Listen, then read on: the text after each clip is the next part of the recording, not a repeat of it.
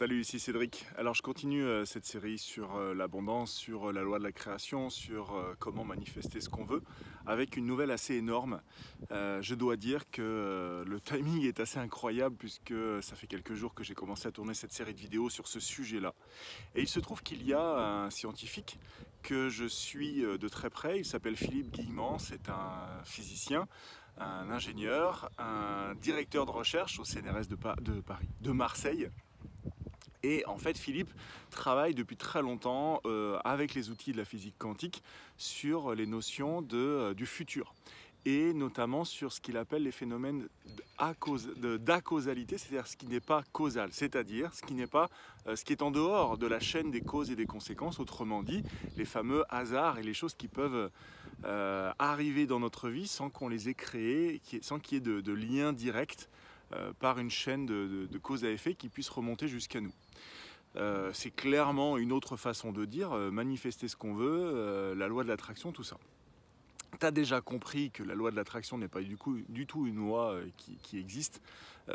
On n'attire absolument pas à nous les choses. En l'occurrence, on les crée. Donc c'est plus une loi de création.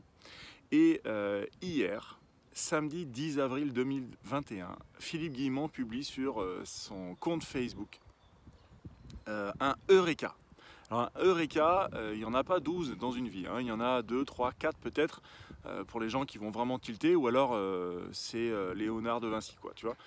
Et Philippe publie un message hier qui commence par Eureka, et en l'occurrence, il a eu une vision, c'est ça, en fait clairement une vision, puisqu'il a vu une image, il a téléchargé une information depuis l'énergie, c'est une explication de comment ça se fait que, à un moment donné, le futur ne peut plus être prédit par des modèles mathématiques, parce que plus on s'éloigne de maintenant et plus le chaîne de causes et de conséquences intègre des variations, des disparités et devient aléatoire et donc devient des potentiels, mais absolument pas des certitudes.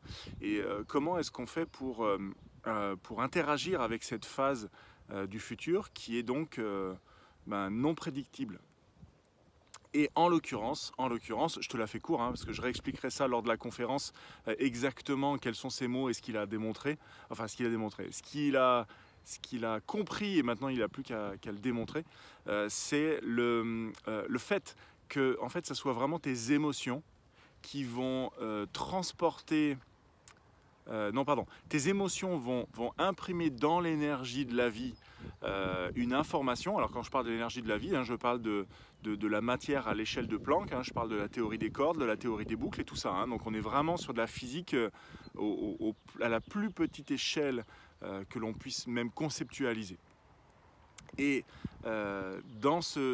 à cette échelle-là, en fait, il n'y a plus de matière à proprement parler. C'est Max Planck, hein, qui avait expliqué ça en 1944, quand même, que la matière en soi n'existe pas. Donc on est tous persuadés, hein, que les arbres se pullent et tout ça c'est de la matière. En fait non, tout ça c'est que de l'énergie, ton corps, tout est énergie. Et donc cette énergie, en fait, c'est une sorte de support qui transporte de l'information. C'est comme une sinusoïde, si tu veux, qui transporte des fréquences. C'est exactement le principe des prises CPL qu'on a pour transporter Internet depuis la box Internet vers la box télé dans sa chambre. C'est clairement exactement de cette façon-là que ça fonctionne. Et donc dans la sinusoïde de l'énergie, en fait, on peut mettre une certaine quantité d'informations. Et ces informations-là sont limitées. Et donc, en fait, l'information qui est dans l'énergie, eh bien, c'est notre intention, nos idées, qui sont transportées par nos émotions. Voilà. Et donc, l'information et l'énergie va créer la matière. Donc, mes intentions, ce que je transporte dans mon énergie comme information, va être porté et propulsé par mes émotions. Et donc forcément ça donne une certaine fréquence, parce que si je me sens coupable, frustré, en colère, en réaction à tout ce qui se passe, là pour moi c'est le plus facile, hein. Clairement en ce moment l'histoire de Covid ça commence franchement à me gonfler, et plus je tombe dans le fait d'être réactionnaire par rapport à tout ça, je sens l'injustice, j'ai envie de réagir, etc. Plus je suis là-dedans et moins je suis dans une fréquence qui m'est favorable. Plus finalement je me détache et je reste dans une émotion agréable, et plus l'information que je souhaite va se transporter vers un futur et va venir choisir le futur potentiel qui est le plus proche de ce que je souhaite. Donc ça c'est vraiment, voilà, donc je vous redonnerai plus de détails, les explications le plus clair possible dimanche soir. Donc c'est le jour où je tourne cette vidéo, on est déjà le dimanche 11 avril, donc ce soir à 19h heure de Paris, il y aura cette fameuse conférence, cette fameuse ESO-conférence, la 3e, où je parlerai de comment est-ce qu'on fait pour manifester ce qu'on veut, comment est-ce qu'on utilise la loi de la création, comment est-ce qu'on utilise les règles du jeu de l'abondance pour finalement choisir quelque chose et l'obtenir concrètement dans sa vie, que ce soit un objet, une relation, de l'argent, la santé. Voilà, ça marche pour un petit peu tout en fait.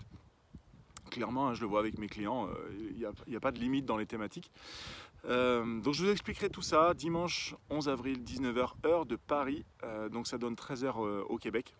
Et je vous parlerai de ça notamment, je vous expliquerai en détail. Donc je vous dis à ce soir. Vous allez avoir sous cette vidéo les informations pour vous rejoindre en fait la conf, puisque c'est uniquement sur inscription. Et si jamais vous voyez cette vidéo et que la date est passée ou que l'heure est passée, à partir du lundi 12 avril 2021, en vous inscrivant, vous recevrez automatiquement le replay de la conférence en question. Donc même si vous avez passé la date, c'est pas très grave. Voilà, je vous dis à ce soir ou à plus tard en replay. Ciao les amis.